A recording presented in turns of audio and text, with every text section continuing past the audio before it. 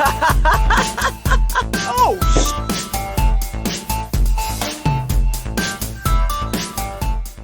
What's up, everybody? Welcome back to another episode of the Dead Funny Podcast. I'm your host, Chris, joined today by my co-hosts, James and JoJo. Sad day, boys. Sad day. Did you hear about James Caan? Oh, Sad day. I wasn't sure if Godfather, you're going baby. for James Caan or the Yu-Gi-Oh guy. No, I was The talking guy who about created James Yu-Gi-Oh died too. Caan. Did he really? I didn't know that. Yeah. It's a sad day, dude. He stole me away from Pokemon. I was all about That's Pokemon terrible. as a kid, and then fucking Yu-Gi-Oh came out, and I was all like, bruh. Who wants Pikachu? I'm looking at that Ryukushin, though. Let's go. I can't That's my agree. shit, dude. Like I played Yu-Gi-Oh when it came out, but I never. I mean, I never dropped Pokemon for it. Like even to this day, I'm kind of like. They still- exist. They coexist. I am Right, yeah. 100% off screen right now. I have a white cabinet to the side. I am 100%. I still have all 4 of my Yu-Gi-Oh decks in there. In their Yeah. card boxes. I am 100%. I still have all of them in there. I got into Yu-Gi-Oh hardcore. There you go. I was trying to organize this shit to see if any of it's worth money. So Yeah. it's all very close to me. Oh, No. None of it's worth money. That's how it always works out, dude. That's how it always You know, works it's, out. it's fucking crazy because right when Pokemon came out, obviously those were all the first editions and all that bullshit. You know, back then, '90s, whenever the hell they came out, late '90s, whatever. Mhm. And I was avid fan, avid collector, had fucking all 151. All the good shit, holographics, all this. The holographic Charizard, everybody's fucking going crazy over, right? Mm-hmm. And I had a whole binder of it. Through a couple of moves, and that binder went missing, which whatever, wasn't a big deal until now, right? Yeah, Whenever now you're it'd be seeing- nice. Whenever you're seeing all those first editions sell for hundreds of thousands to millions, like crazy. Yeah, I've got. I think my Charizard was like not first edition. It's still worth something because it's Right, old, but it's not like the best. right. Right. No, yeah. Yeah, fucking Pokemon cards, man. I got so deep into that shit when I was a kid. I used to go to Toys R Us, the one that we worked at, Yeah. every fucking Saturday morning Packed, for those bro. fucking tournaments. Yeah. I was big into that. Yeah. Yeah. Be up there, little old 10-year-old Chris trying to fucking play cards against all these fucking sweaty 30 and 40-year-olds who were fucking just dominating the Pokemon tables. I know the fuck was I going never on. played them. I never played. Yeah. All I did was just collect them and looked at them and fucking never actually played them. I remember not liking Pokemon as much. When I got into Yu-Gi-Oh, I really enjoyed the simplicity of the Yu-Gi-Oh card system. I mean, obviously, it's gotten way, way, way more complicated since I When I started try to look at it playing. now, it's incomprehensible. Yeah, it was. It's not that long ago. I went to like this get together, and there were a bunch of kids there, and they were playing Yu-Gi-Oh, and I was just watching them play because I was interested in what the card game looked like now, and it made me go and actually like get like a new deck to try to see if I could work with it. And at that point, I'm sure this is fucking old news now, but at that point, like they're called Synchrons and A. Yeah, Synchro. So Synchro monsters, Yeah. and it's like XYZ monsters as well. So they're like a different way of summoning. So it's like you had to have for Synchros, like they matched them up kind of like for people who were like me, where I tried to like make like specific decks. So like I had like a fairy deck, I had like a demon deck, I had like stuff like that, to where like they sync it up. So it's like I made a Synchro junk deck. So it's a whole bunch of like mecha people, but they're all made out of junk parts. So like you had to get specific amount of junk parts and then get those into the graveyard, and then you can synchro summon and special summon out like this fucking badass Gundam looking junk destroyer motherfucker, like stuff like that. It's just so weird.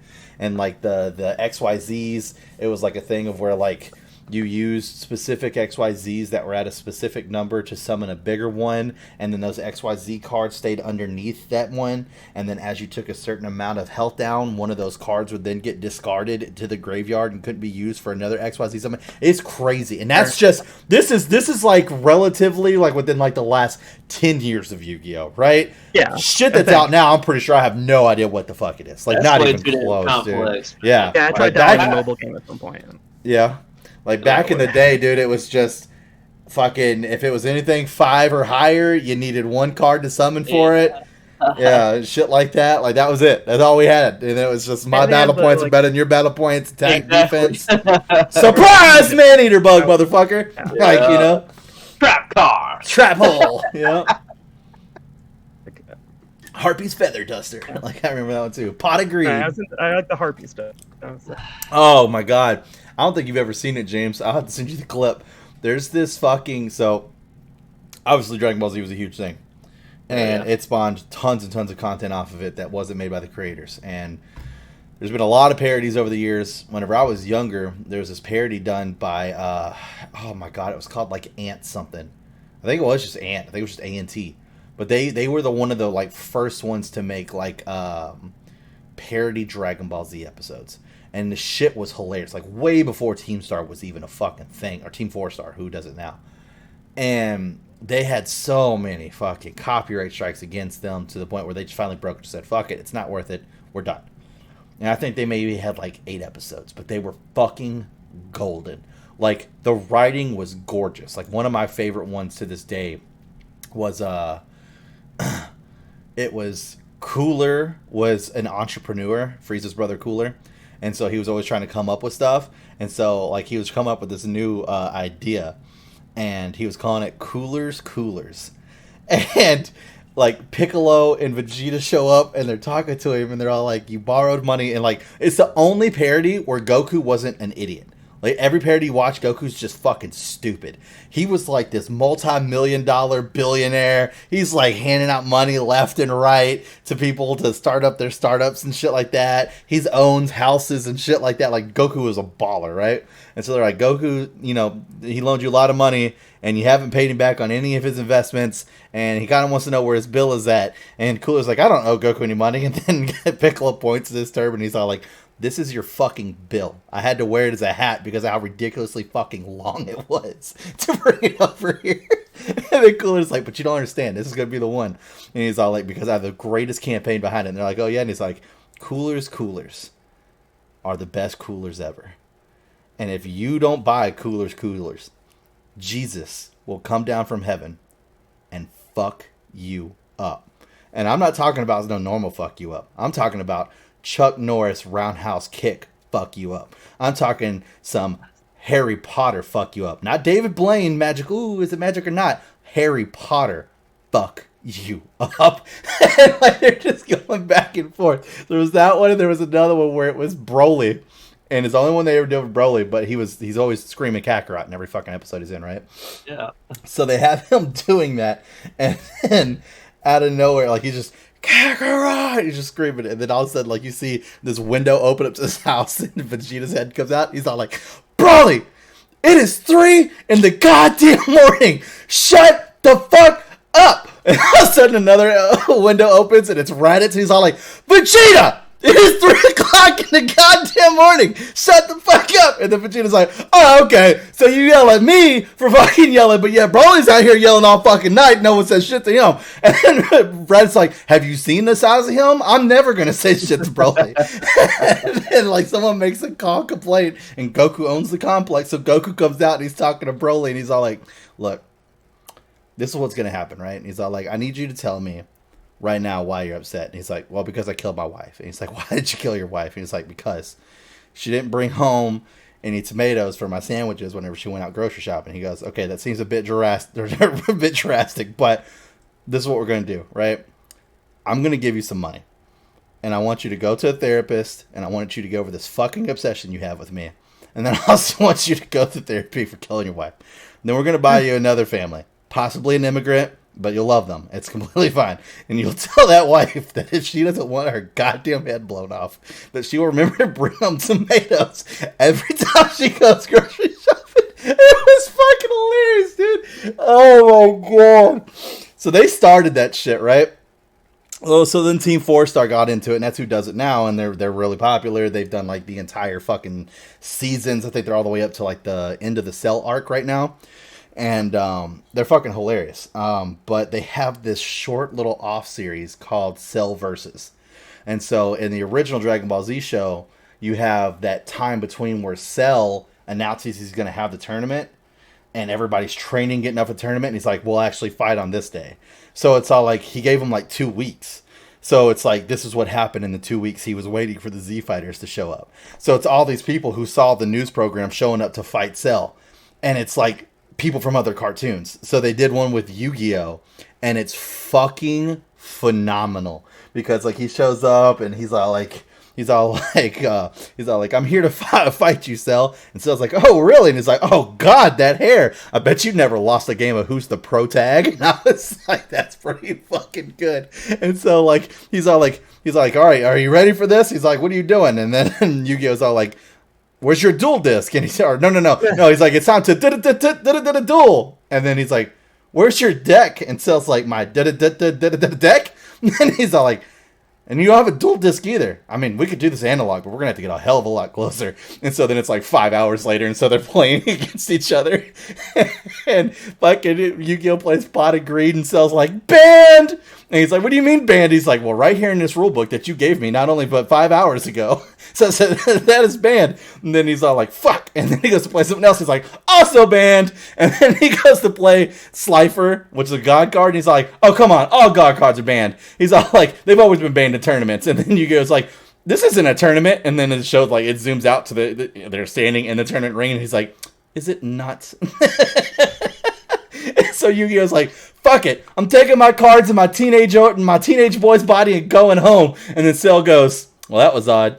By the way, it's cheating to have somebody help you in a duel. It's like, no fucking way. So then the next episode they come out with is fucking Pokemon.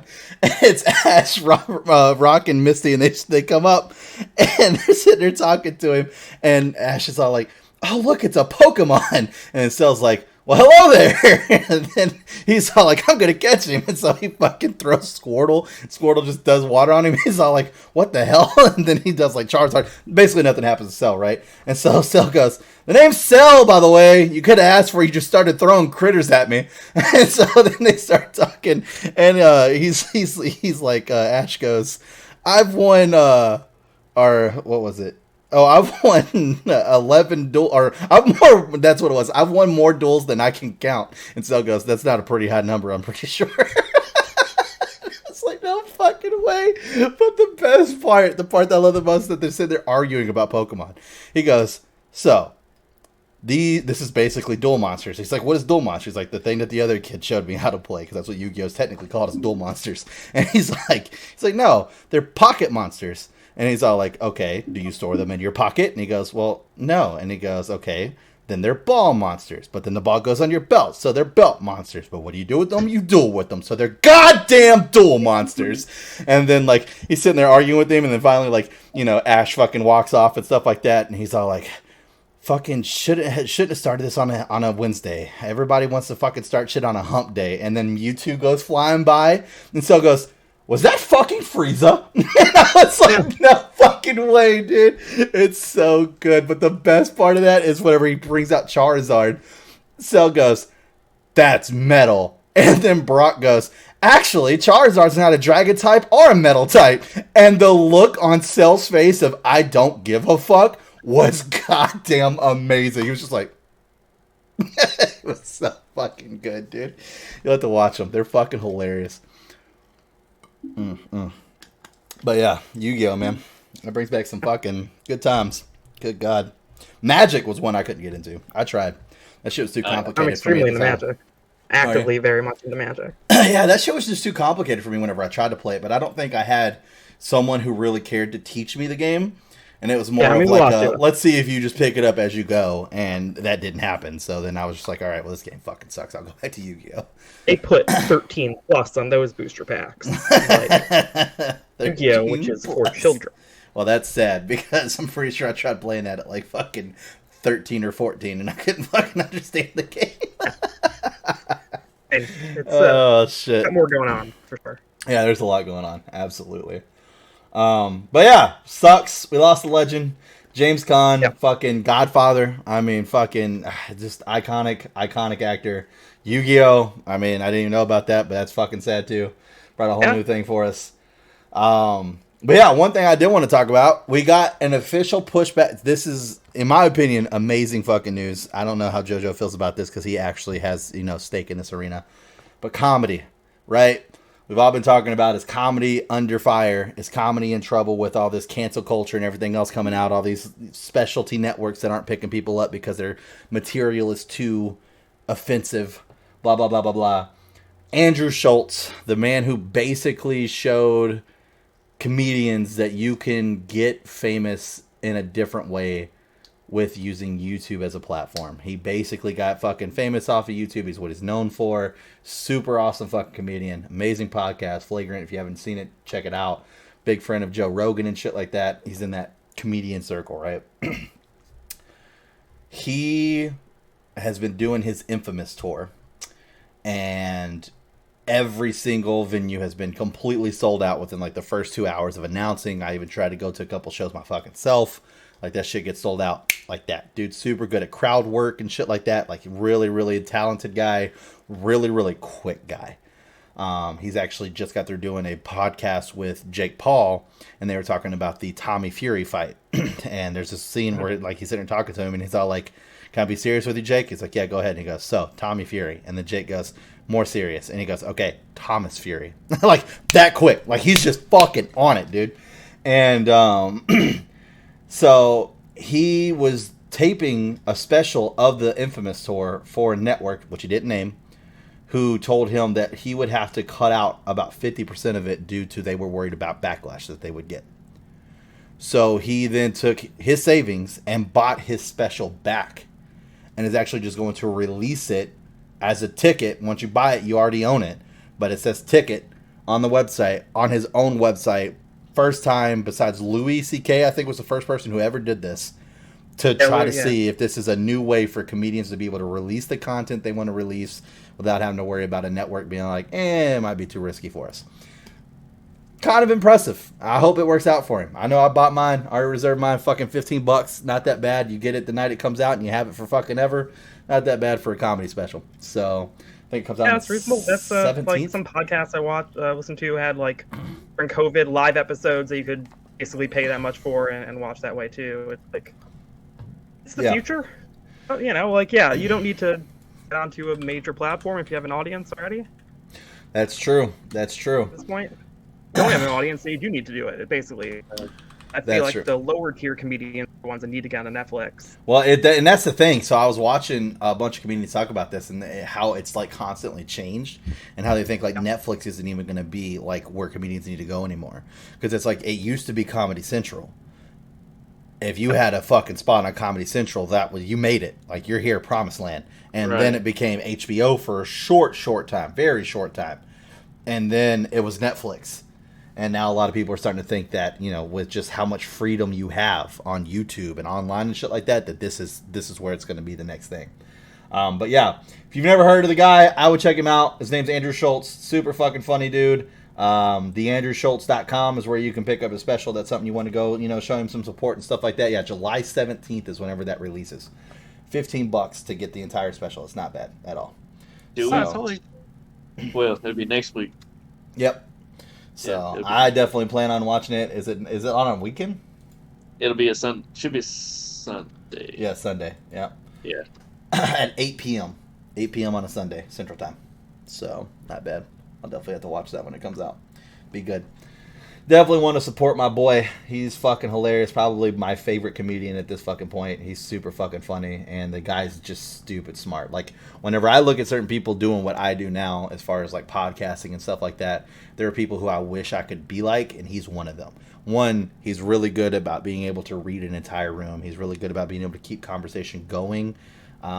Now, to be fair, they do a different kind of podcast where they can have, different types of people on, and an interview type style, almost like Joe Rogan and stuff like that. And Joe Rogan's another person. Like, I really think that he's really good at podcasting, like the way he does it. It's very interesting to me.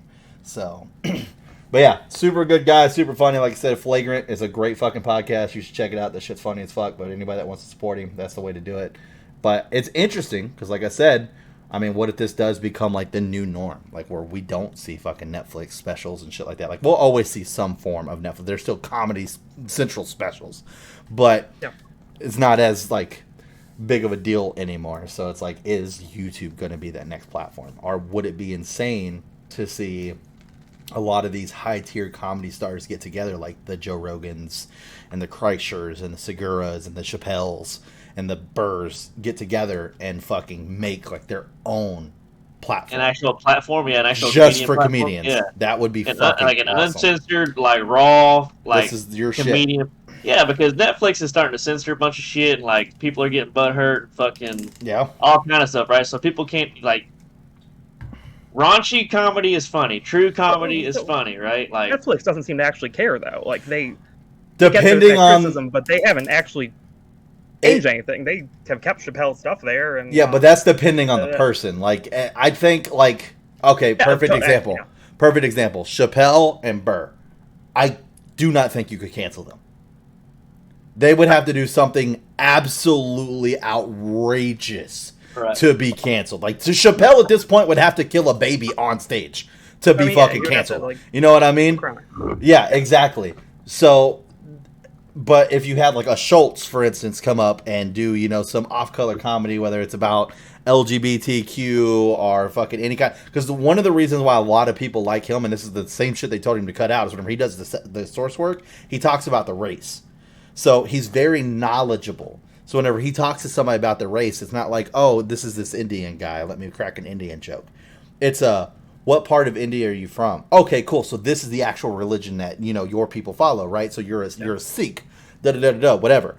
And then like he's sitting here talking about, I don't know, for instance, if it's Sikh, but the joke that he had made was that there's this ancient Indian tribe that wears this bracelet, and they were a warrior bracelet. And it was like a bracelet of honor. Like if you had this bracelet, you were a badass motherfucker. And the dude's like, yeah, how'd you know that? He's like, I know my shit. Like all on the spot, right?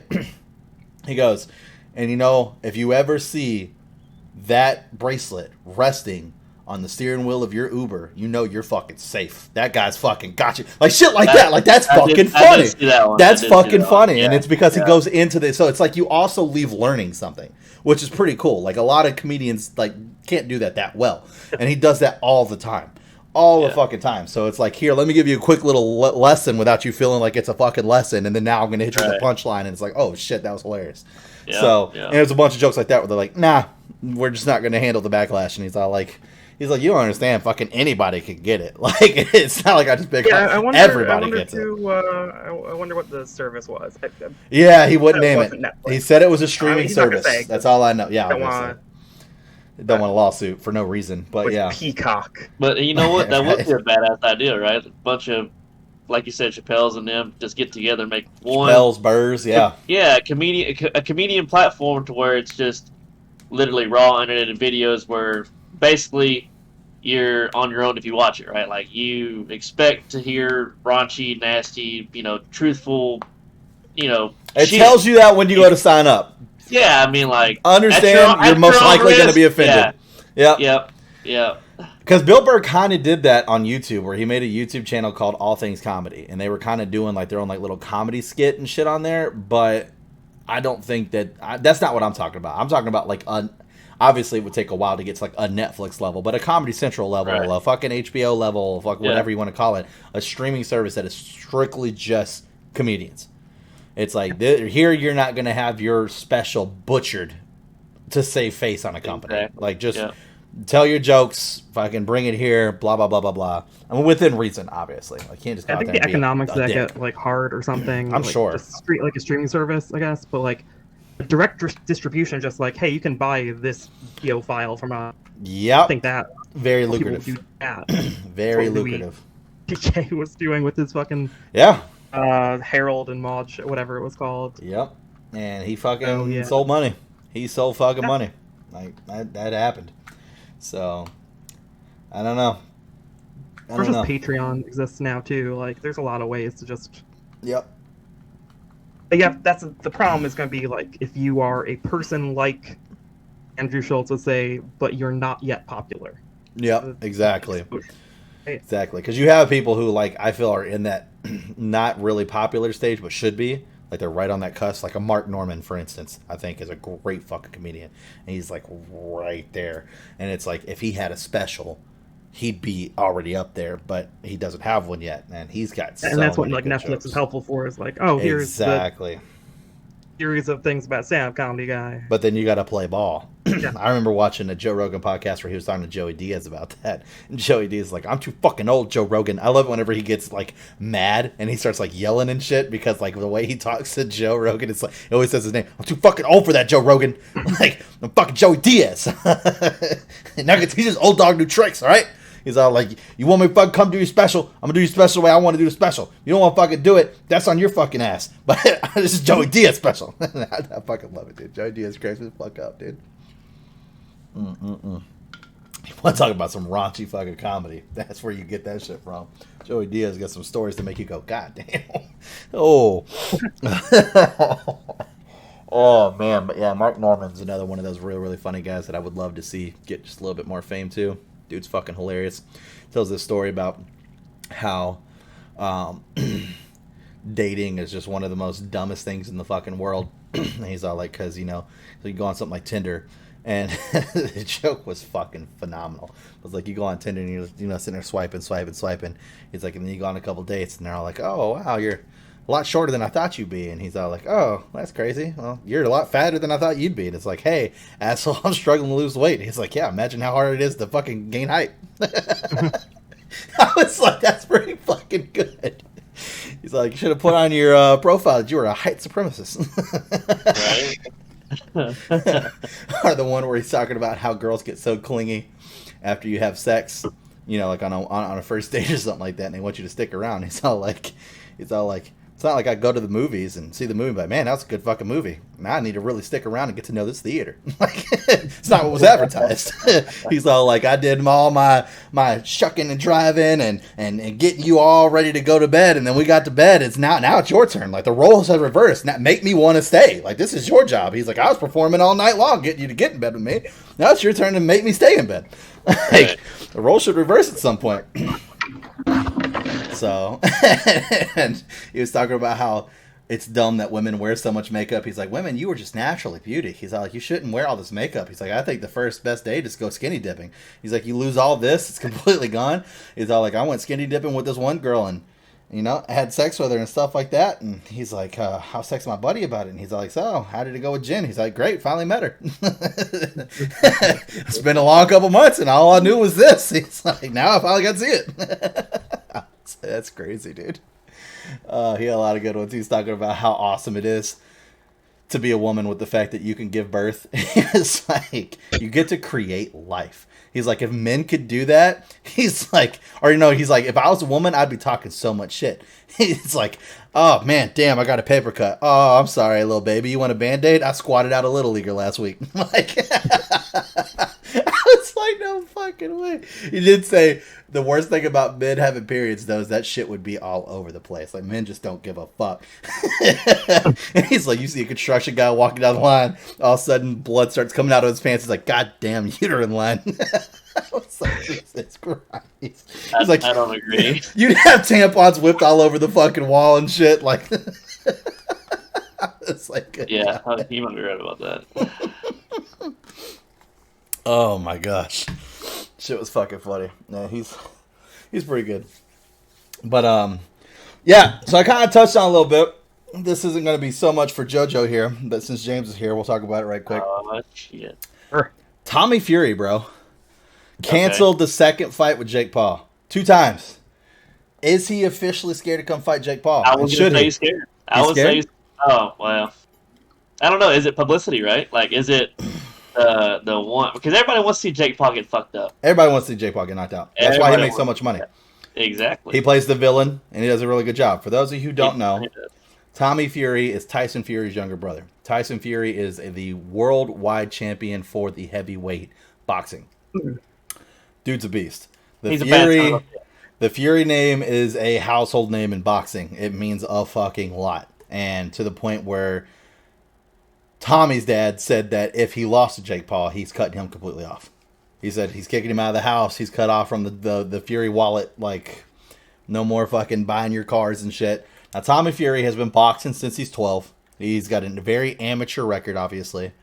Hasn't fought like any like real boxers. Jake Paul's been boxing for three years.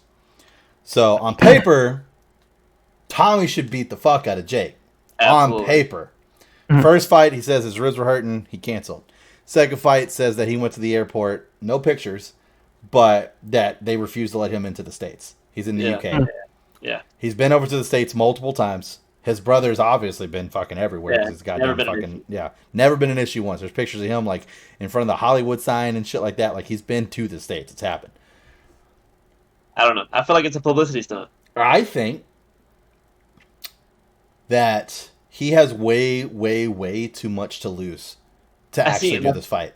That's another hand, right? It's like, what if they do fight? You know, obviously they're both going to make millions. Like, money's not going to be an issue. People are going to pay to see, regardless, right? Money's not the problem.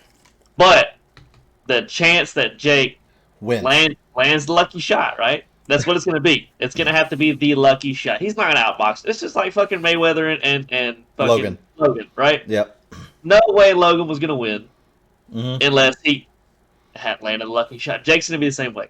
So I do kind of see like, yeah, he's got a lot to lose. Like everybody's literally okay. So he has a lot to lose, and Jake has nothing, right? Yeah. Jake has everything to gain. Jake's not going to lose anything. So 100%. Maybe he's like set up like the tables are way too high. Like the stakes are way too high for him to do it. But I want it to happen. Why did he agree to it in the first place? Like, why is he even engaging with Jake Paul? Because he wanted to fight him, and now all of a sudden he don't want to fight him. Now he's just okay. Now he's just dodging. Jake set it up multiple times, and he's fucking. And it's like Jake said, like normally with MMA, UFC stuff like that, it's like if a fighter backs out, they get shelved, and another one gets put in their place, like that. Like that's how that happens. Boxing is different. That's just not how that happens.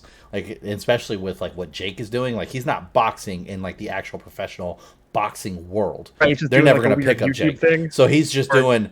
I mean, it's definitely like pay-per-view Showtime shit. Yeah. Like they're definitely fucking selling out, but it's like through some different kind of like.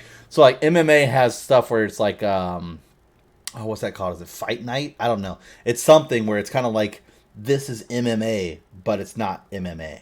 So like it's not sponsored by it's not sponsored by Dana White, but Dana White's there to see if there's any potential talent that will move up.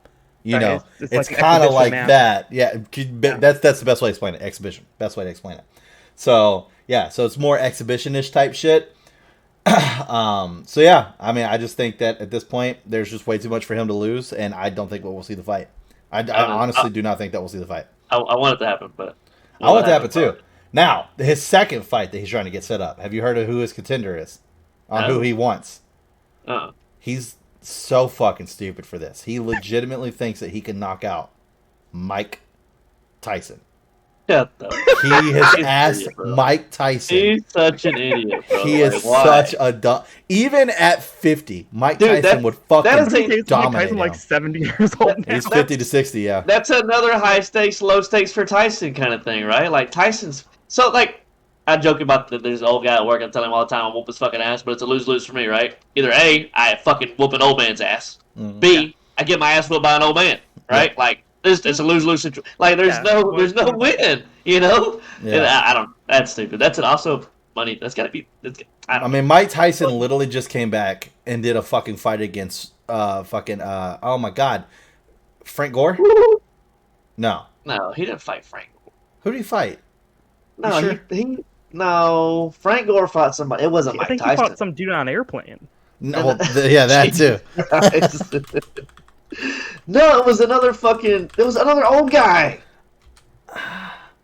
It's a sad old fight. Roy Jones. There you go. Yeah, Roy Jones. The two best boxers of the time, right? Like, yeah, at their time. Yep. Yes. Mm-hmm. And they came back and went at it, and it was undecided, dude. Oh my god, that fight pissed me. Nobody won. I know, but it was such a good fight, though. I think it was set up that way. It was a setup. That's what I'm saying. It was set up that way, though. All this fucking money for them to do all these. I mean, don't get me wrong. Like they were hitting each other. It wasn't like fake, right? But it was set up to where nobody wins. There was not going to be a winner. It was undecided. Yeah, there was no decided fight. Yeah, the only way that it would happen was if there was a knockout. That was it. And that was not scheduled. And that's how so many fucking people have been setting the shit. I mean, that's how Jake's shit's set up too. Fucking knockouts. Dude, Same thing with Logan Paul and Mayweather. And there was zero chance of a fucking knockout there. Like, you didn't. I mean, I know you hate Logan Paul and everything, but you heard about the money that Mayweather hasn't paid him and shit. Oh yeah, he still hasn't paid him. Yeah, 100%. That's fucking wild, dude. Like, that's fucking crazy. Does he need it? Does he need it? No, right? But it's. I don't know. He just came on the Flagrant podcast and was talking with my boy Schulte. And I'm not a Logan Paul fan. I know I drink his drink. It's fucking delicious. I mean, Logan Paul, congratulations. It's a fucking great drink. Like I told everybody else, I'm not a Logan Paul fan. I'm definitely not a Jake Paul fan. But whenever you watch them outside of their content, like Logan Paul's grown up a lot. I can give him that. I 100% can give him props for that. Like going from the piece of shit YouTuber I knew him as with the Suicide Force shit and all that other stuff. Like I did not care for Logan Paul at all. It was just dumb fucking humor, dumb fucking videos. It's just not the shit that I'm into. He's definitely grown up a lot. He's got a lot of growing up to do, and he even fucking admits that. He has changed a lot as a person. Like I can like Logan more. Jake, my issue with Jake is he's the same as Logan in that regard, where like he's completely different outside of his content, but he's so good and so profitable at playing the villain. And he does it so fucking well. It's hard to like him. It's hard to fucking like Jake at all, dude. He's so good about playing the fucking villain. But like seeing him on the Schultz podcast, he's just a normal fucking guy. Like whenever he's not doing all the antics and yelling at the top of his lungs and talking shit 24/7, he's just such a normal like they're fucking talking about fucking tickling belly buttons and shit. You know what I mean? Like it's fucking Jake Paul. Yeah, normal. Yeah, you know? Like it's fucking it's a weird conversation to see like him in, you know? So, still don't like Jake Paul at all. Logan Paul, like, I've relaxed on him a little bit. I still not, like, signing up for his podcast or anything. But, they were talking about that. And so, Schultz is very big on, like, opening a lot of his podcasts with just, like, a rapid fire of insults at whatever's going on at that time. And he does it for, like, the first, like, 2 minutes. So, like, whenever fucking Will Smith slapped Chris Rock, it was fucking insane, the stuff that he was saying. Like, it was crazy. Oh, my God. And he came out doing it in, like, a suit of armor. Like, an actual, like, suit of armor. He's like, try to slap me, bitch. Like, it was crazy. And so he does it with a lot. The Johnny Depp, Amber Heard shit, he did it on that one, too. But yeah, it was crazy. But yeah, Logan Paul did the opener, and it was all talking shit about Mayweather, and he's all like, "Pay me, you bitch." He's all like, what was it? He's all like, he's like, you couldn't even get past me in a boxing match. What am I, the first grade? I was like, Jesus Christ. So why does Mayweather owe him money? Mayweather did some weird shit in the background that was not talked about. So first off, Mayweather, in order for him to fight, Mayweather had to be in control of the pay-per-view and shit like that. That was part of the agreement. Which Logan Paul was like, whatever, you got better connections, you'll probably be able to make more money off it. Okay. Mayweather went and tried to sell the fight to specific countries that were not talked about and did not bring it to the table, so that way that would just be money he got that Logan wouldn't get. Yeah, first off. So Logan was supposed to make somewhere around, I think it was like $6 to $7 million. Yeah, I want to say it's about that. Hasn't been paid yet. That fight's been a year now. Wow. Yeah, I want to say, yeah, I mean, it had to been. It was a long time ago. That's wild. Jeez. When did that? I don't even.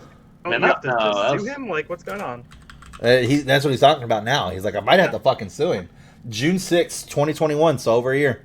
Yeah, you should probably over a year. Oversee things at some point. And Logan Paul straight said on Andrew Schultz podcast, he's like, I think it's because he's broke. I think he doesn't have the money. I think Mayweather is actually fucking broke. So, which is very hard to believe. It is. I mean, Mayweather's record is what, 50-0?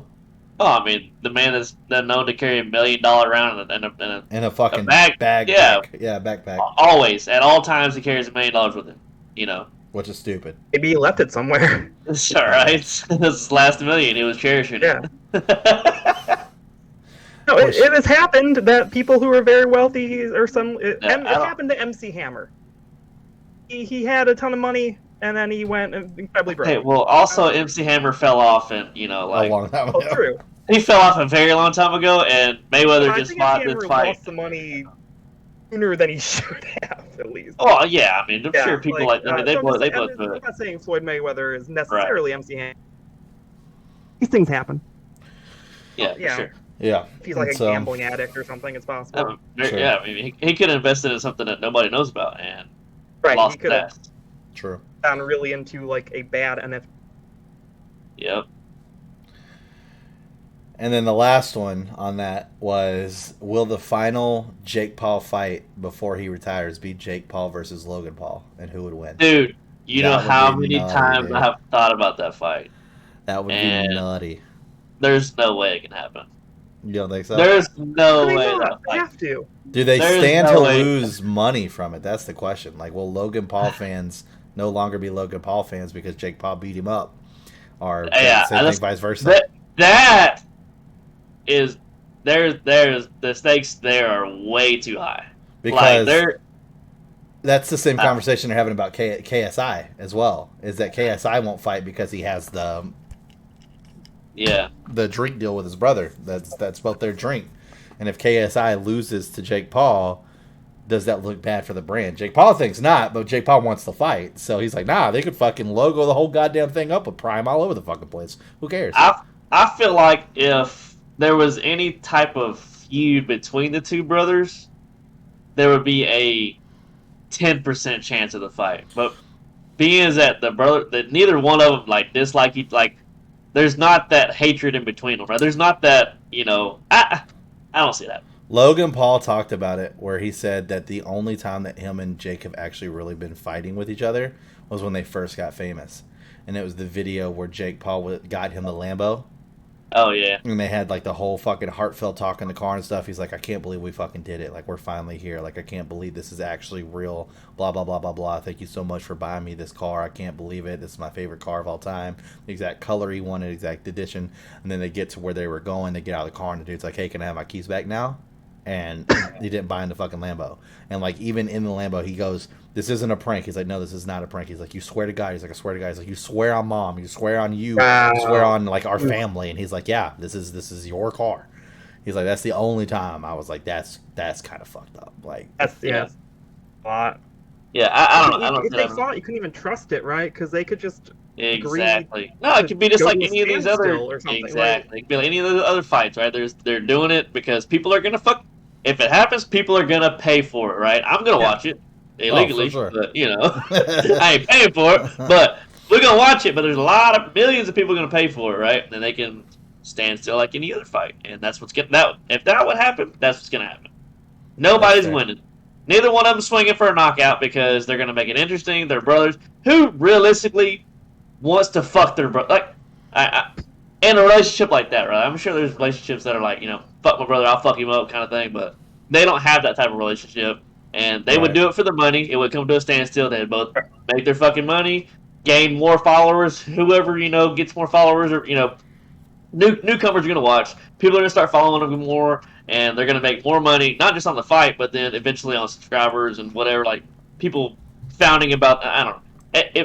It wouldn't be a good fight. Right. It would be that's their like eject button when they're done with this shit, right? It's 10 years from now, and it's not working anymore. It's like, whoa, one big fight, last one. When they fall off, they're gonna have some crazy YouTube video where Jake does something to fucking Logan or trashes his house or some. They get this crazy feud, and then bam, we're setting up a boxing match next year or whatever, And then here comes in $50 million, right, from everybody watching it. Now we each get 25, and we're good for a while. Right. I mean, that's the thing. There is like the reason to do it is because they get all the money. I mean, that's it, and then nobody's gonna win. And you're not wrong. You're not wrong. I thought the exact same fucking shit, dude. It's just gonna be a bunch of bullshit. It's not gonna be open, or it's not gonna be like real. So. Yeah, here, I'll fucking play this right quick so that way you can fucking hear it. This is the Logan opener. It's like fucking 30 seconds. It's fucking hilarious. All the shit he's talking about Mayweather. What's up, everyone? I bet you're thinking, what's Johnny from Cobra Kai doing opening flagrant? Well, I'm not Johnny. I'm Logan Paul, the real Maverick. the crown prick of Pokemon, and the most hated man in wrestling. The only Paul that gets dragged more is Rue.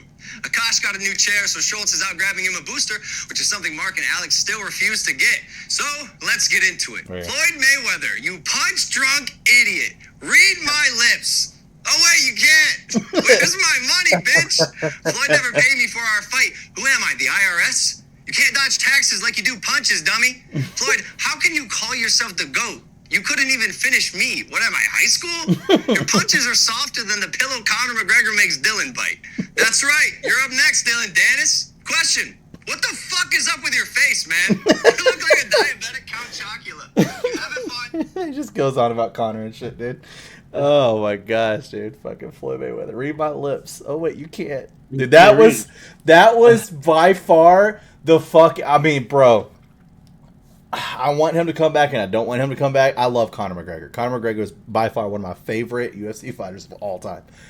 His press with fucking Mayweather was the greatest shit to ever fucking watch. I agree. Oh my god, dude. Whenever they had that whole thing and he went off and they cut his mic and he got pissed about that. Yeah, so then literally the next one they do, he goes up and the guy goes to hand him a mic and he grabs a different one. He goes, is this one working? And everybody's like, yeah. And he goes, then fuck that other mic. He's like, try to silence me. It was nutty, dude. He's like, I want everybody on 3 to count or on 3 cheer fucking fuck the Mayweathers. And he's just fuck the Mayweathers. Like the whole family is up there. Mayweather, his wife and shit like that. Yeah. Oh my god. Fuck the I do gotta say, that is one thing. Connor's ruthless steering presses. Ruthless. I love watching whenever they're doing the whole like fucking them at the different benches and shit. And he's just sitting there talking. And I can't remember who it was he was getting a fight against or something like that. It was the second time he was going to be fighting the guy. I can't remember the fucking fighter's name. But he was like, you're not going to do shit, Conor. He's like, what do you mean I'm not going to do shit? He's all like, our first fight went for $1 million. This one, you're only going to get 250,000. Be fucking grateful that I'm about to bounce your fucking face off the canvas. I'm like, bro, let's go, dude. Conor talks some shit, my guy. He's like, be grateful I'm about to bounce your fucking face off the canvas. I was like, good God. Oh, man, dude. Oh, we just watched fucking UFC. What was that? 276, 267, something like that. Yeah. Had our boy Izzy. 74. That was a fucking card. That was a fucking card. We saw an arm break. We saw 10 seconds. Yep, 10-second arm break. Like within 10 seconds. Yeah. Well, okay. He said we see. I didn't see shit. I turned around for 10 seconds. Turned around. Holy shit! It's over with. Yeah. So I moved my screen to my left side right here, right? Because I had it over here, like I have a TV as my second monitor or whatever. And I was setting everything up because we was gonna watch it, all together. And so I moved it from here, literally the start of the fight here to move to here. All I had to do was just plug it back into the wall. And by the time I moved it from here to here, it was over. The fight was over with. They were like, I heard my ear, oh my god, it fucking broke her fucking arm. I was like, oh shit! Try to plug this motherfucker into the wall. And it was over with though. Yeah, it was an early prelim fight. So the way the fight cards work is you have about 3 to 5 early prelim fights. Then you have the prelim fights, which are somewhere around like that 5 to 7 range. And then you have the main card, which is like that's all the fucking best of the best are fighting on the main card. And at the very top, you had the main event. And the main event was our boy Izzy. Got to see our fucking boy Izzy still defending the fucking belt. Let's go. The last fight style he did what he had to win. Yeah, true. That's all he did, right? He did enough to win the fight, right? Oh, for sure. Did you see Chris Pratt came out and fucking said something about it? Yeah. And that fucking Izzy called back on him, and was all like, "You're just a fan. I'm the fucking champion," or something like that.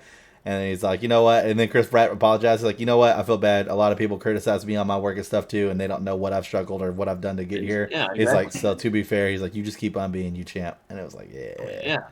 What, 23-1 now, right? 23-1. Yep. 23-1. 23-1. Fucking crazy fucking record for sure. You know what fight was the best fight of the whole night? Which one? That what is his name? Volka. Your Barba fight, right? Alex. The guy that. Alex, yeah. That fight was probably the best fight on the card. He separated this dude's eyebrow. No. That was Max Holloway. That was Holloway. Yeah, but he was fighting. Volkanovski. That's his name. Last name. Volkanovski. Okay, so maybe it wasn't that fight. Maybe it was your underdog fight that you picked the dude that had the long hair, the Barbarossa. Oh, Barbarossa! Yeah. Yeah. The only fight was insane. But the Barbarossa was good, dude. Lawler versus Barbarossa, I believe. Yes, that was the best fight on the card. But I do gotta say, the Max Holloway shit, the old boy hit him with the fucking elbow. Yeah. Right across the eyebrow, right? It was Robbie Lawler versus Brian Barberena. That's what it is. Yeah. Barberena. Yeah. So that was the best fight. But the most gruesome fight was the Volkanovski versus Max Holloway. Yep. So he hit him with it was like, I don't know, it was like second or third round. It was early. Super early. There's 5 rounds whenever you get those. I say probably they patched him for about 2 rounds. So let's say third round, hit him with the elbow, and like cut his eye open. So they have these gauze, like it literally looks like a mini tampon, to be honest with you. Like it's like, I don't know, it's probably, I would say about an inch around. Okay. Well, whenever like the fight, of course he started bleeding and everything. You know, you see a blood coming down his face or whatever. You can't really tell how bad it is whenever it's there. But the round ended, they put him in his corner and they started cleaning him up. Well, they zoomed in on him, right? And once they cleaned him up, you can see his fucking eyebrow was literally just gashed, like wide, like just fucking about an inch tall and like wide. Like they stuck this whole gauze in his like up and down, up and down like this. In his eyebrow, and it was gone. Like the eyebrow was like coming around it, like closing around it. Yeah. Like, dude, and like, you know what's crazy? It's the fact that they did that. Like, did it like, you know, like obviously like turned it inside of there and everything, like cleaning the blood or whatever. Pull it out. He pulls another one off his fucking little wrist thing he has legit. Pulled it off, another one fucking put it in there or whatever, and like dried it up, and then took like a whole finger full of fucking Vaseline and just like shoved that shit in there. Just shoved it in there, fucking caked it up. Time to go. And there was no blood. No blood. Like completely stopped the fucking bleeding. Joe Rogan even said that they have the best blood guy on fucking staff tonight. It blew like as he was doing that, I was like, there's no way he's about to stop this blood. Like he needs fucking staples. Like not even staples. He needs staples. Like to close this motherfucker. Yep. And two fucking gauze strips, fucking finger full of fucking Vaseline, and he was good to go. Yep. Until he got hit again. Right? He got hit again, irritated it, and they started bleeding. You know, like 3 rounds in a row, like they did the same. But the first time we're like, oh no, he's cut, whatever. Like as soon as they zoomed in, the whole fucking Discord channel was like, oh my god, like this motherfucker was like we were like, dude, he's got to stop the fight, right? I thought they were gonna stop it. That is a health issue. Like they've got to stop this fight. They were just like, as soon as he stood up, there was no blood. They were just like, all right, fuck it, come on, let's go. I mean, fight, you know, like. And meantime, the other guy, which was a Russian guy, was just completely like unarmed. Like he was just like normal the whole fight. Like he was getting hit and everything, like nothing. And then this guy was all like fucking damn near dying and shit. But it was crazy. So going over the main card, our first fight that we got to because the Misha Tate fight got canceled because Lauren Murphy caught COVID. So going over the bantamweight was Pedro versus Sean O'Malley, which came to a no contest because Sean O'Malley, quote unquote, fouled the other guy twice. A kick to the balls and then an eye poke. Did you see the after effect on the eye poke though? I did not. He went to the hospital. Now, at the time of the fight and the party, it was complete full. It was fucking whatever. So he went to the hospital and actually had to have his eye fucking cut open and drained. Like, did he? I'm the one that said he wasn't faking. Joey was saying he was faking. No, so I seen that today, and it was like the fact was like everybody thought it was bullshit. Of course, and everybody, you know, Sean O'Malley fans and stuff. Me too, but he literally had to go to the hospital and get not just like his eyelid, like his actual eyeball like lacerated, and because like he like to drain fucking inside of his fucking eye. So like it was a lot worse than what it looked like at the night. Exactly. Yeah. So it was serious. We had that one no contest. And meanwhile, me and Joey, we're betting on this fucking card the entire night. That makes it even better. So we're betting money. So it's like I wanted to bet. Like we weren't trying to go crazy. It was a crazy fucking night. We just wanted to sit back and watch. We weren't trying to go too hard. So it was like I wanted to bet the entire card, like prelims, everything. If we would have done $5 on every fucking fight, worst case scenario, if you lost every fucking fight, you lost $55. Not too crazy. So then he just said, let's just do $10. We'll do the entire main card. So That right there, nobody wins any money. Then we get to Robbie Lawler versus Brian Barberina. I picked Brian, he picked Robbie. I kid you not. Robbie started fucking Brian up, and I was getting worried. Robbie looks old as fuck. He looks like he's in his 70s, where Brian looks like this young, spry guy. And it was like he knocked Brian down up against the fence, and I don't know what happened, but this motherfucker got his second, third, fourth, and fifth fucking win, and came up and beat Robbie the fuck out. It was crazy. I was like, let's go, dude. So then that was a win for me. And then we had Sean Strickland versus Alex. Now, I had to go against Alex because Alex is the only person to ever knock Izzy out when they were kickboxing together. Now in the UFC, this hasn't happened. And now they're trying to set this up to be this big, sooner or later going to be this big match between Izzy and Alex for Izzy to get his revenge. Da-da-da-da-da. So he picked Alex because we were trying to pick opposites if we could, just to make it more fun. This Sean Strickland guy gets fucking KO'd in fucking 14 seconds. It was insane. The dude literally went to go in for like a fucking punch, and then Alex did this fucking turn, kneed him right in the fucking face, and the dude fucking fell back on his face. Alex punched him 3 times as he was falling back on his ass, and then the ref pulled him off, and the dude was out cold. It was wild. Fucking done. I was like, and Sean Strickland. I should have done this too. So let's reverse Robbie versus Sean O'Malley, the no contest. Pedro versus Sean O'Malley. Pedro 19-7, Sean O'Malley 15-1. Pretty decent odds. Robbie versus Brian 29-16 versus 18-8. So Brian's kind of got a better track record. Sean Strickland versus Alex. Alex is 6-1. He's only been in 7 fights. Sean Strickland is 25-4. Sean Strickland should have dominated. Got knocked down 14 fucking seconds. Bro, he got dominated. Dominated. That dude came out like a holy shit. So then we had Alexander Volkanovski, or Volkanovski is how it is, and then Max Holloway. This is their 3rd fight. The first fight they fought, Alex won. The second fight they fight, Alex won, but a lot of people say that Max actually won, that the refs were biased on that one.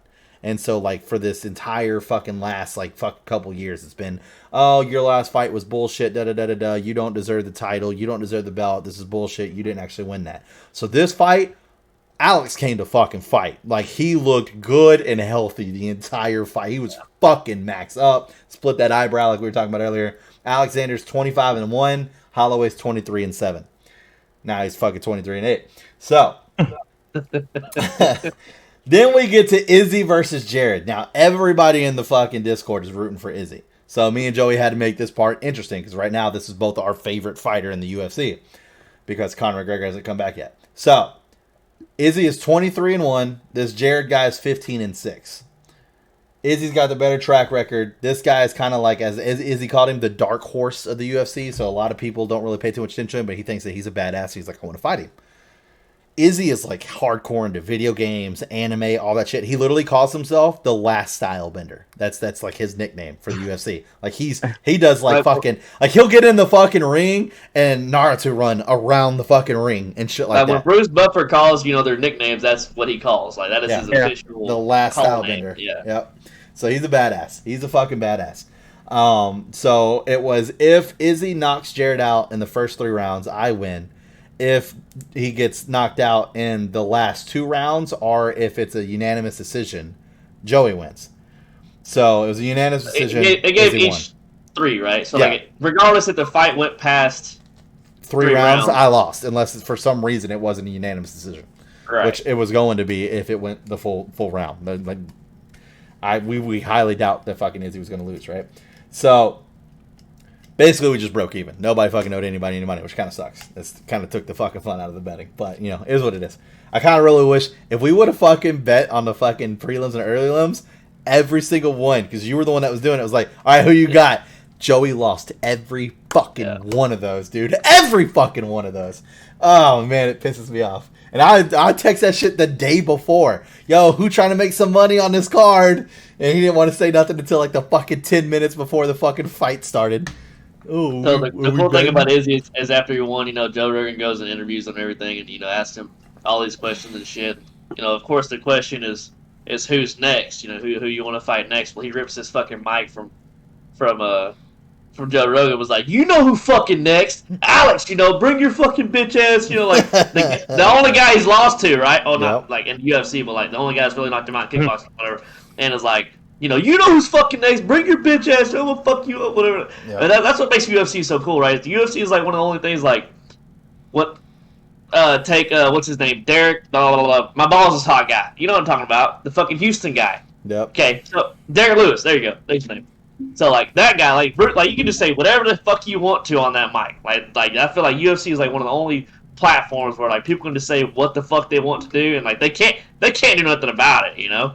But it was cool as shit. He just ripped that fucking mic, was like, you know who's fucking next? You don't gotta ask. You know, Alex, I want you know, bring your fucking bitch ass.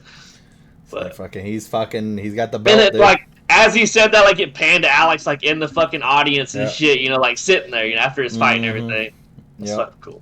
It was fucking nuts. I looked him up. The dude looks cool. There's like third Google result is him in like a fighting pose with his like behind his thing, like. Yeah, Izzy. You look like Izzy? Yeah. Well, what set it up is like whenever he walked into the ring, he was carrying a fucking urn, right? Yeah, and it had his name on it. The fucking it had Jared's name on it. Like, he was carrying the fucking urn, and then like he gives this urn down and like sets it down to him or whatever, and like then he like bear crawls up the fucking stairs and like dog pisses on the side, like the post to walk, like dry dog, you know, like it's he just funny, does weird man. shit. Yeah, he's an entertainer for sure.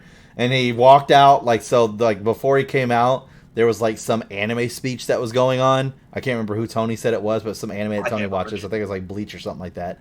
And then he came out dressed as the Undertaker, doing the Undertaker walk from fucking wrestling with the Undertaker music going. Yeah, and he was actually holding the fucking urn. Yeah, it had Jared's name on it, so that was pretty fucking cool. He's a fucking character, man. He's a character. That is some wrestling shit. That sounds. Yep. That sounds. Yeah, he does. Yeah, fucking UFC's fun to watch, but it is. He's definitely fun to watch. It's fucking bloody, dude. It gets crazy and that's sometimes. That's good, right? Yeah, I still like people actually get hurt, but wrestling's fun. I still like the statistics that there have only been a total of actually 3 leg breaks in the entire UFC, and Chris Weidman has been fucking part of 2 of them. Yeah, fucking Anderson. I mean, bro, I made so much money off of Joey whenever Chris Weidman broke.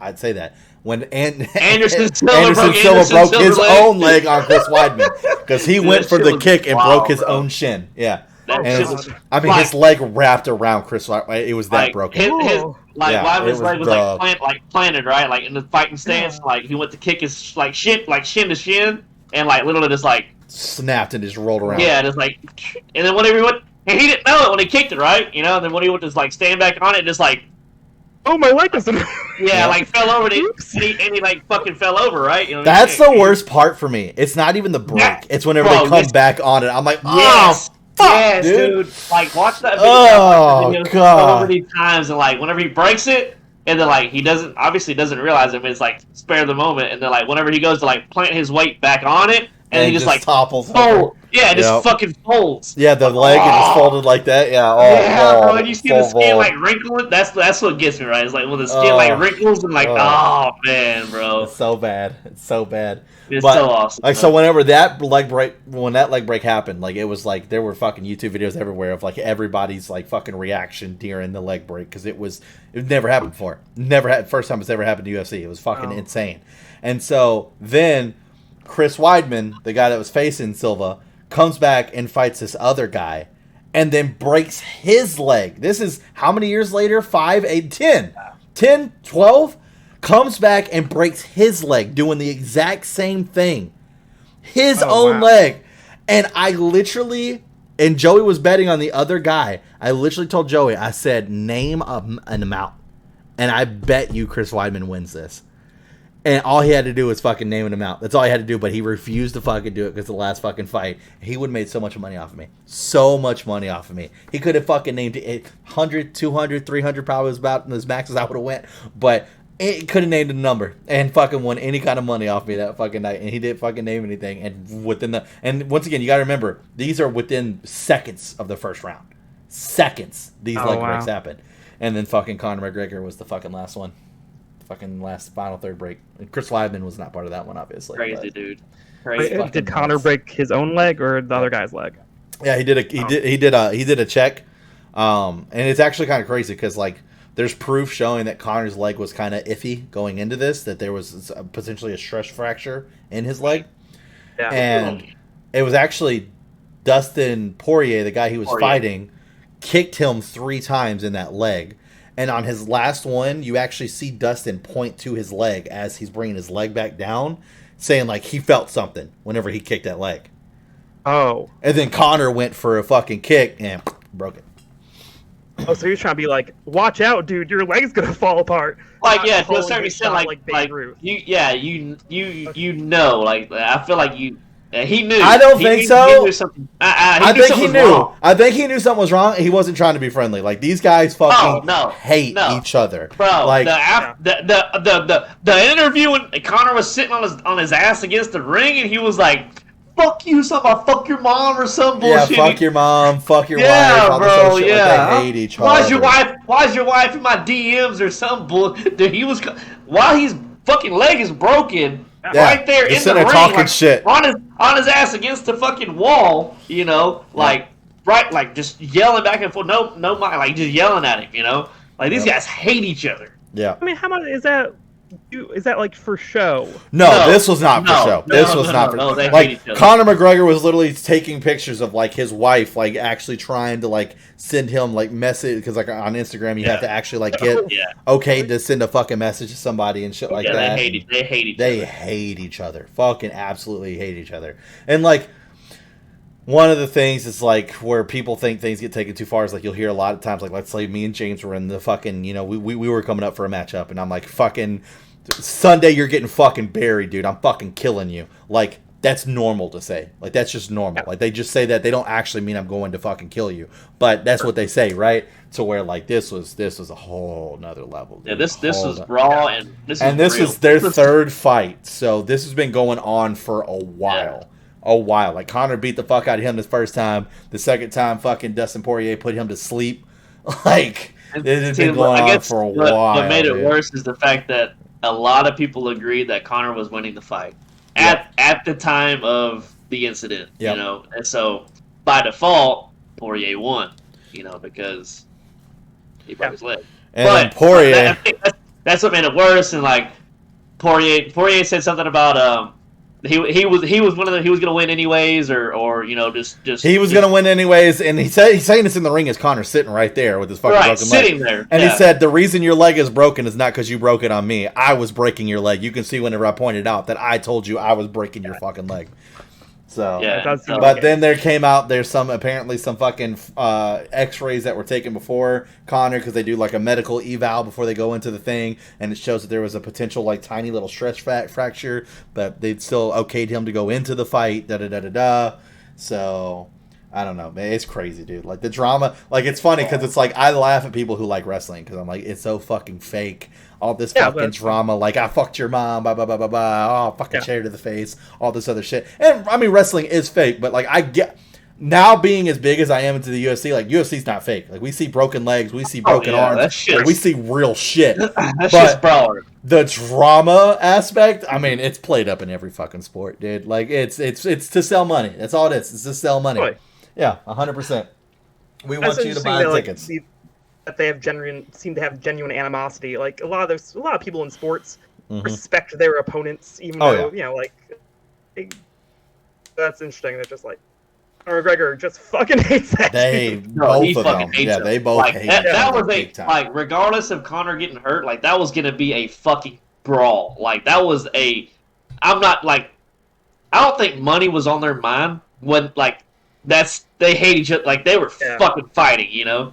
Yeah, like they were there to beat the fuck out of each other. They were there to fucking beat. They didn't care about the fucking walkaway money at all. Not at all. They just wanted to beat the fuck out of each other. So, yeah, it's fucking nuts, dude. It's fucking nuts. Like I said, I want to see him come back, but at the same time, I'm kind of I don't. If he comes back, I want him to win.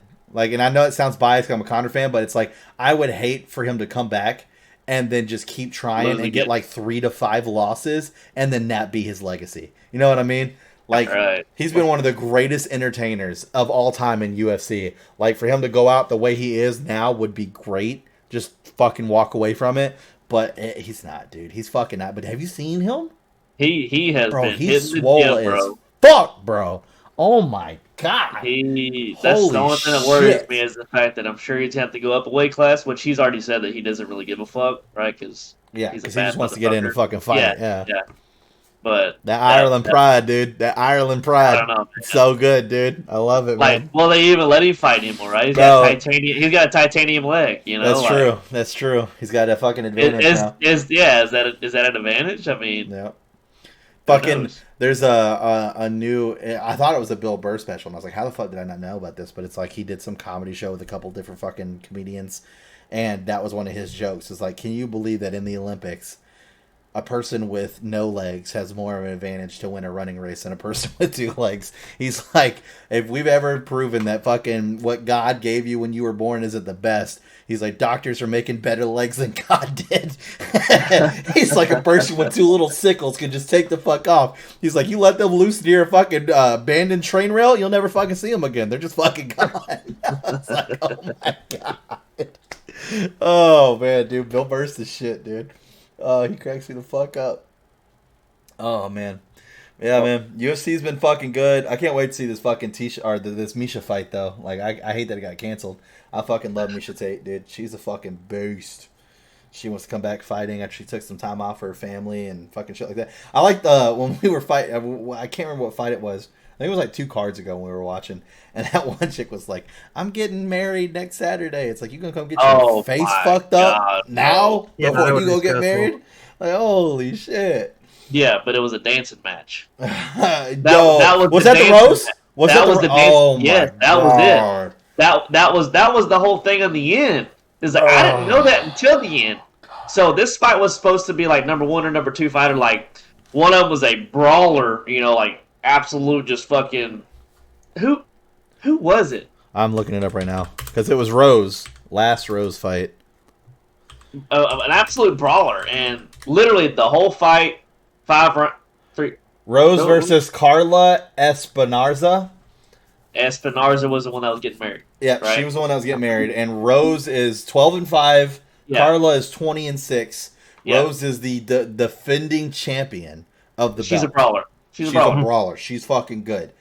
And this fight was so fucking boring that fans were literally booing all 5 rounds. Like all not 5 even rounds. Like literally like dancing, like kind of like ducking in and like coming back, you know, like tucking in, dancing. All fucking like there was hardly any swinging or like kicking or like nothing. Like there was like, I'm jumping at you, and then they like jump back. Like, okay, now it's my turn. I'm gonna jump at you, and I'm gonna jump back. Like for 5 fucking rounds. And the crazy thing is like nobody was throwing punches, and then like the round would end, and they would go to their corners, and the coaches were like, "Oh yeah, you're doing fucking great. You're winning this. You know, you keep putting it on them. You know, you're fucking winning this."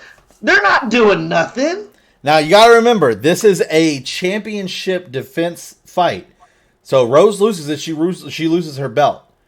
Her fucking coach. This is the best part. Like the way this unfolded was like a goddamn fucking storyline over here. But it's like she would go to her corner. And her coach literally was like, "Do you hear all those boos? Do you hear all those boos? That means you're doing this right. Keep doing what you're doing. You're doing this right." It's like, what are you talking about? She lost. She fucking lost her belt. She, in a normal UFC. Let me go back to that last card I was just at. So let's look at fucking Alexander. That was a great one. Out of Alexander's fight against Holloway, Alexander threw 204 legit punches out of 377 in 5 rounds. Holloway threw 335 and only landed 161. So that's a decent match. That is a good match. You're throwing 400 punches in 5 rounds, right? Like you're a lot of active. You're active. Yeah. All right. So, now. dude, if they even touched 100, I would be like, I don't even think they touched 100. I think they got close to that. Yeah, they both hit 100. Rose threw 137 punches and only landed 38. Carla Like, threw and, 133 punches and only landed 30. Now that includes this. like this. That's Jab. a punch, That's all. right? So Yeah. she could do this. I'm already fucking at 10. Like, it's that easy. It's that easy. And they had 5 rounds. 5 fucking rounds. Didn't even do half. 5-minute rounds, right? Five minute rounds. So for fucking 25 minutes. That's a long time. Yeah. For 25 fucking minutes, JoJo, that's what we watched. Yeah. I was Sleep like, fest. fuck, bro. Sleep fest, bro. Lost her belt. Lost her belt. Now here's the best part. Her coach is her fucking husband. Aw, well, he can't be mean. That is the dumbest idea you could have in your fucking life. And isn't there like some like suspect shit where like he like groomed her as she was like a child or some shit? Oh no. Isn't there like an age difference? Rose and I don't ever remember her name. Okay, here we go. Rose Namajunas. Age difference. But the thing is like the chick that she was fighting against was gonna get married the next soon, right? Was it? Anyways, didn't matter. Was gonna get married after this fight. So like the thing was like they made this agreement before the fight was like, hey, you don't fuck my face up too bad. I won't fuck your face up too bad. I'm about to get married. We'll just But it looks like he's engaged to a guy who's 13 years older than her. Yeah, I got that up, but I'm trying to figure out when they met right now. That's what I'm trying to figure out. Oh, they met in 2005, it looks like it says, while she was in high school. Yeah. That's not okay. Not great. No, not at all. And I think he said something where they were like, what did you think of her when you first saw her? And he was like, love at first sight. It's like, bro. What? Wikipedia says UFC middleweight Sean Strickland has been openly critical of their relationship. Oh, yes, big time. It is predatory. Yeah, probably. Yeah.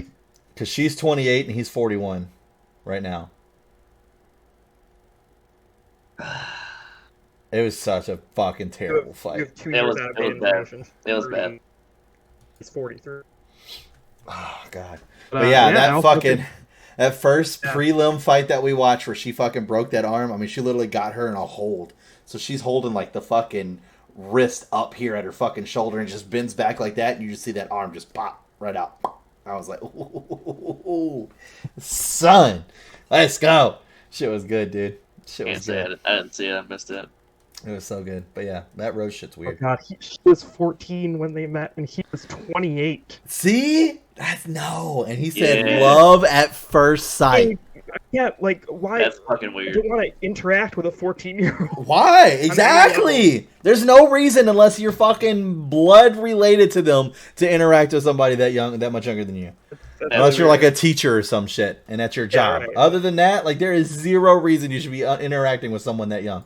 Fucking why? Dude? Oh, God, that shit's disgusting. Let's have a conversation about TikToks. What are you gonna do? What? It's fucking nuts. Well, the last combo I had, and we can fucking wrap this damn podcast up. Are we getting lazy with licensing? Are games getting lazy with licensing? All we have these days are games are just using licensing from other things to hit that nostalgia factor for us to buy. Perfect example. Are you upset about Nickelodeon Smite? Yep. Nickelodeon Smite's one of them. But Dead by Daylight's fucking licensing, all the damn... Like, are we really getting lazy as game developers with just constant licensing shit? It seems like it. To me, it seems like lazy is where it's just give them money. I mean, greedy for sure is definitely a word for it. It's Fortnite's fault, like, basically. True. I think. Fortnite was the worst thing that's ever happened to fucking gaming industry, for sure. 100%. Yeah. I agree. 100% in agreement. It was like that's right, James. I agree, James. I agree with you, James. Fortnite is the worst thing that's ever happened in the gaming history. Shit. All right. I mean, fuck. I paid my dividends, so Oh man, I don't know, man. I just feel like in a space where you can be using your time, like Dead by Daylight sometimes makes sense, right? Like, they have a killer game. You're trying to fucking get, like, actual killers versus making up your own. Because if they only did just their own killers, the chances of Dead by Daylight being as popular as it is now, probably terrible. slim to none. Probably slim to none. I think it'd be terrible. So, I get that to an extent. But, like, Smite with Teenage Mutant Ninja Turtles, fucking Nickelodeon, Avatar The Last Airbender. Like, none of this shit makes sense, dude. None of it. None of it. And I in Smite's defense, going back to Dead by Daylight, I think Dead by Daylight does it somewhat correct, but I think they do it too often. I think that there is way too many licensed killers that come out way too close to each other. Like, it's just bam, licensed killer, regular, licensed, regular, licensed, regular, licensed, regular. Like, it just, and then they go too deep into shit. Like, that, I heard that there's been confirmation that the next patch is going to be Resident Evil again, and that it's going to be Wesker. Fucking Wesker? That makes no fucking sense. But he doesn't fit the fucking bill for the killers that are in that game. Wait, yes. As a killer? Yes. Cool. Wesker is the killer. Dick. But the one thing that is good coming from it is fucking Ada Wong as a survivor. Let's fucking go. Dude. You can't go wrong with Ada Wong. You can't go wrong with Ada Wong, son. Let's fucking go! 100%. I'm taking it. 100%. You can't ditch Fing Bay. I will ditch Fing Bay quickly. Very quickly. Especially if they put her in her red dress from the fucking remake. My God! I'm telling you. So, I feel like the only... I'll glow as bright as the fucking sun in that motherfucker. I don't care. Maybe Dead by Daylight is running out of ideas on creating their own. And so it's easier for them to try to go get, licenses for other kids. Like, dude, you know how easiness is just that's the appeal of the game. At some point, is that it's a massive crossover. Especially if it comes out with like a new movie in real life, right? Like whenever it came out, like we begged we also like we wanted it. We wanted Pennywise to be the killer. And do you realize how many people would get Pennywise, like, at the time of It 2 coming out? Like, I still think people would buy the fuck out of Pennywise. Yeah, 100%. If they put him in, yeah. Yeah, if they came out tomorrow, I would buy. No. That was a speculation, right? That was like, but Hellraiser. Hellraiser was the one that came out, yeah. Hellraiser was like Cenobite, yeah. Was the one that Pinhead. Pinhead, sorry, yeah. Yeah. But I don't know. Maybe. Well, okay, so maybe easier is not the right word, but like Smite's theoretical problem is that they have no cohesive theme to it. Like, they have a cohesive theme to their game that is gods. They have no cohesive theme to their crossover shit. Well, and that's the problem, though, because that's the same shoe on Dead by Daylight's foot. They just did a crossover with fucking For Honor. Oh, huh. And now they're working on a crossover with Attack on Titan. Call of Duty did an Attack on Titan as well. Giant guy. What? Like, that's a monster, sorta, right? Yeah, but it's gonna be like fucking Trapper gets like a Titan skin, or he looks like a Titan, but he's still the same size. So Call of Duty did the same thing for Warzone and gave like one of the operators a Titan skin. Like, it was like you could be a Titan.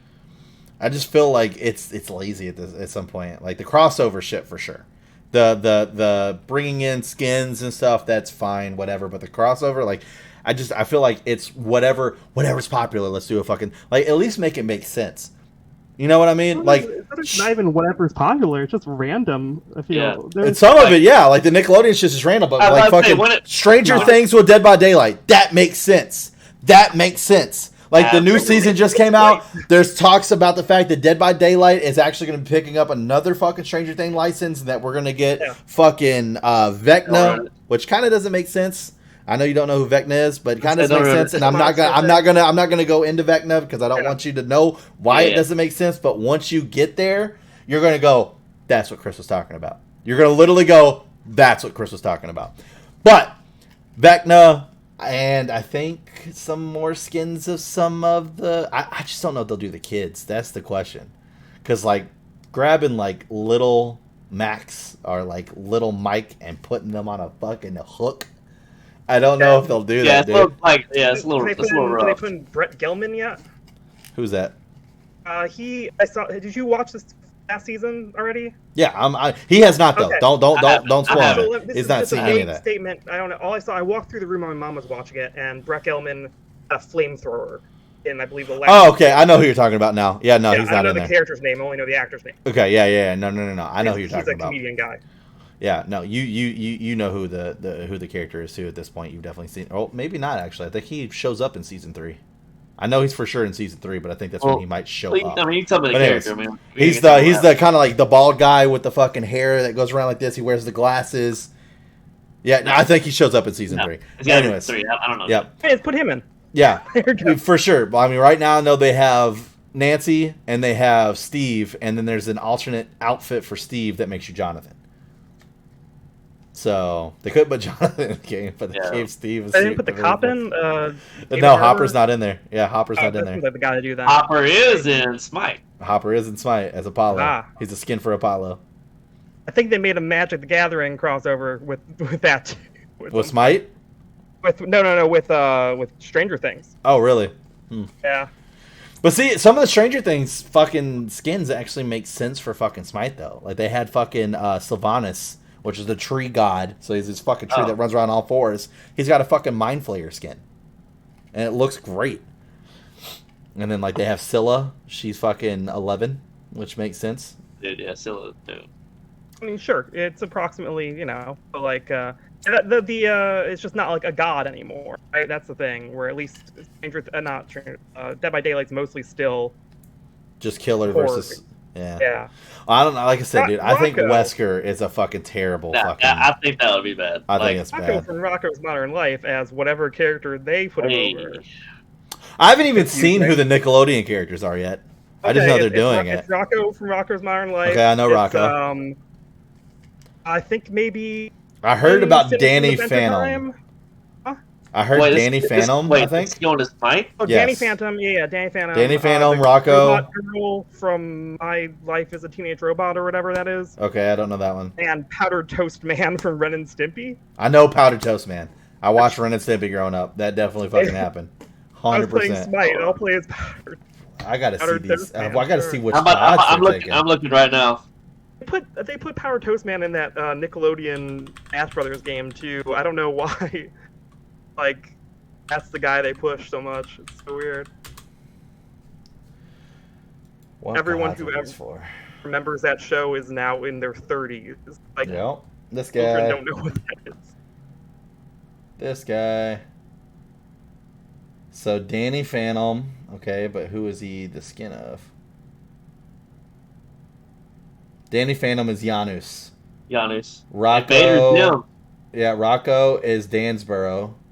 XJ9 is going to be Freya.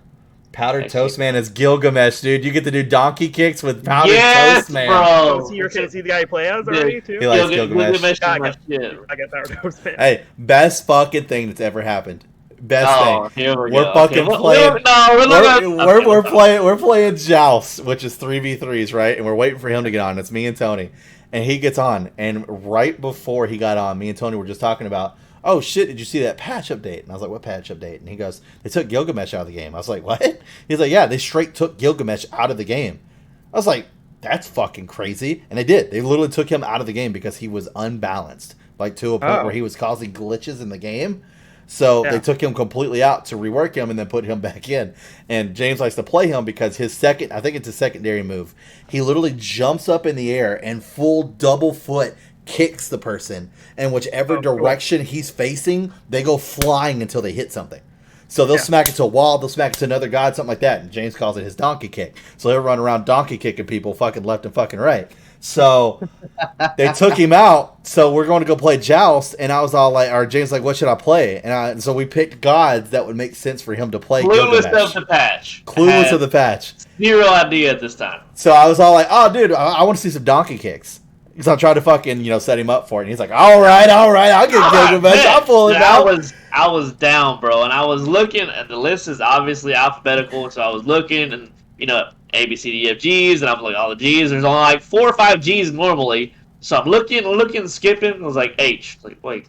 Back, go back. And so the game that we're playing is a little bit like team oriented, right? So like you obviously want to get a team comp. So like timers counting down. Dude, here's motherfucker here. Dude, he asked the question. You get 50 seconds to pick a god. He asked the question of who we think he should pick at 40, and I strategically was like quiet and taking pauses to get it to 30 seconds. So as soon as it got to 30 seconds, he was looking for Gilgamesh. I'm looking for Gilgamesh. I'm just like, looking. I was like, I'm redoing the alphabet in my head. I'm like, I know, I don't know if something's going on. I'm not seeing this motherfucker. I'm like, shit's going through I don't know what the fuck's going on here. Like, I don't see Gilgamesh here. Then 10 seconds drops. Like, as soon as 10 seconds hits, I'm realizing this motherfucker's not here, right? So then I look and I see what these two guys pick, right? So I'm like, okay, magical, physical. I'm like, I gotta go tank. So I'm just like, 8, 7, 6, let's fucking panic pick this fucking god, right?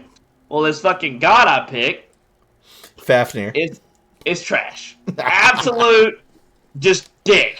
Like, Fafnir.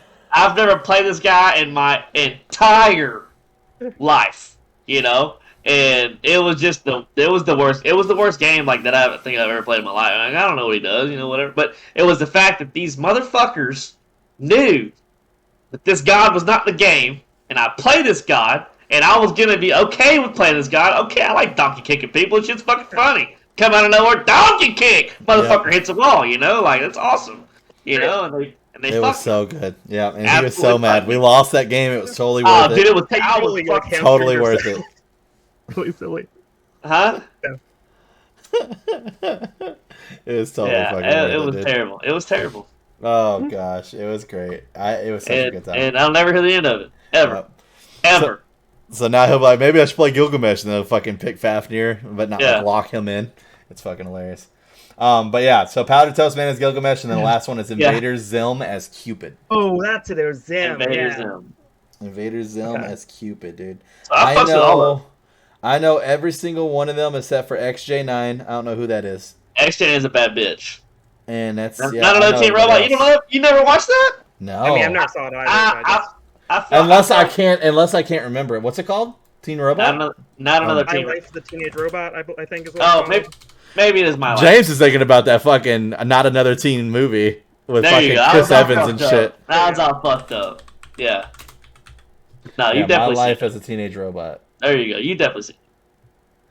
I definitely did not watch this, but I If you- definitely yeah, had no, you- seen like cartoons and shit. So yeah, I know what you're talking about. Oh, okay. Well, And she plays who again?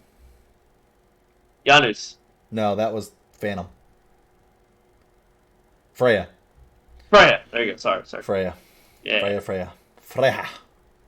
Oh, yeah. Well, that'll be another one of my carriers, I guess. So I'll get that one. I'll get Toastman. I'll get... You get Toast Man. If you use Cupid, you get Invader Zim. I don't use Cupid, really. But Invader Zim, though. Hey, Cupid's got a pretty fucking good kick, though. No, I've thought about using Cupid. I don't lie to you. You won't use Rocco. Who's Rocco? Fucking Dan Zimbaro. Look, That bro. fucking raccoon, dude. I have Bro. not seen a single person play him well. Like, not a one. His fucking kit is no. trash. No, we played against somebody one time that was just absolutely rocking our shit with that guy. Yeah, but we were comparing him to the person who was previously playing Dunsborough on our team, who was Steven, who literally Okay. was fucking terrible with him. Okay. So, I mean, Jeez.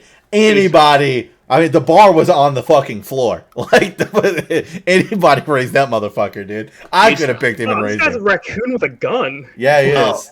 He's got a... Okay, he says his kid is trash. He's got a pretty cool kid. I ain't This gonna kid lie is to you. trash, dude. Nah, you don't. Nah. His whole kid is trash, dude. Throw that shit in the dump, I son. played him. I played him in Johnson. He's not that shit. bad. I don't know. I don't like him. It's kind of crazy. I'm looking at like all the stuff that you can get. The only thing I haven't seen is a Nickelodeon slime. Like, you think that they would do like a global emote that has the bucket dumping the slime?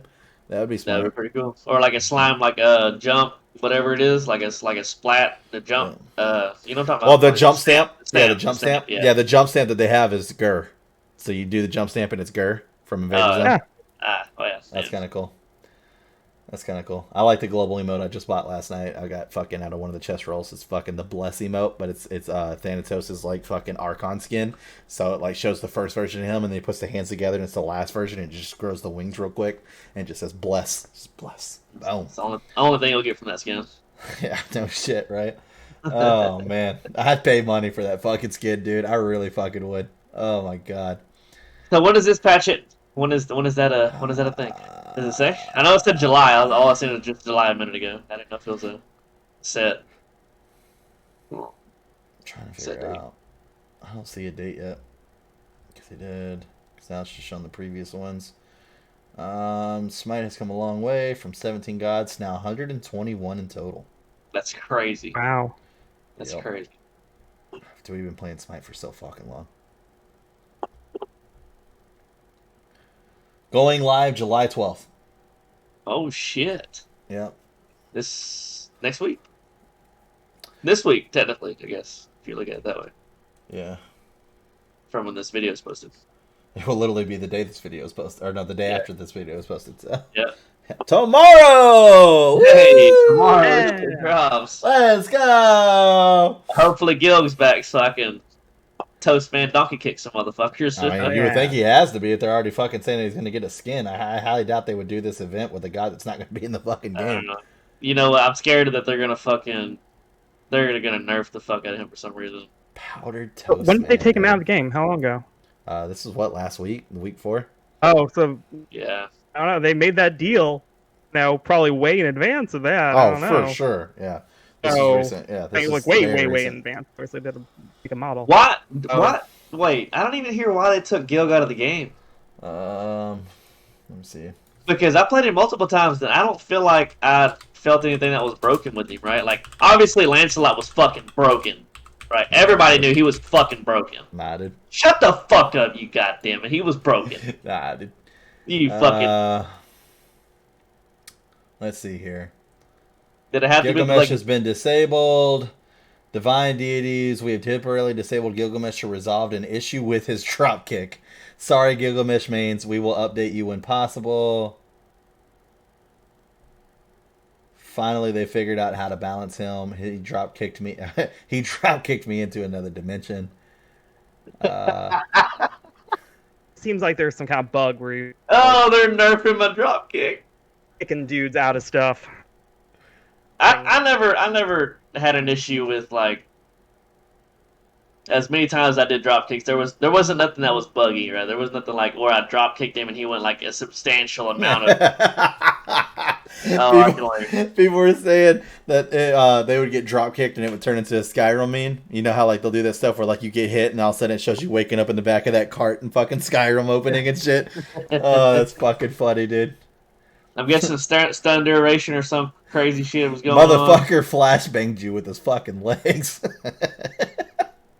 I guess I never was on the receiving end. You know, I was always doing it, so... Thick thighs carry your team and drop kick you into the 6th dimension.